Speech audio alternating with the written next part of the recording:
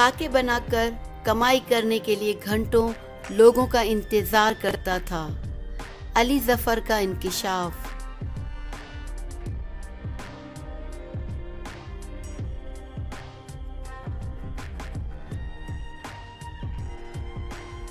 پاکستانی اداکار و گلوکار علی ظفر نے انکشاف کیا کہ وہ چند پیسے کمانے کے لیے گھنٹوں لوگوں کا انتظار کرتے تھے کہ کوئی آئے اور ان سے خاکہ بنوائے۔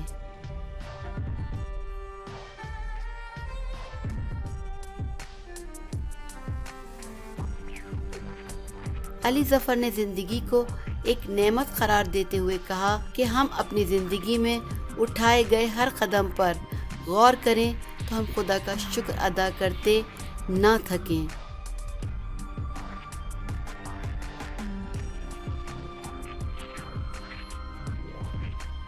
انہوں نے بتایا کہ انہوں نے پیسہ کمانے کے لیے بہت محنت کی اور اب اللہ تعالیٰ کا لاکھ لاکھ شکر ہے کہ وہ اب ایک اچھی اور بہترین زندگی گزار رہے ہیں۔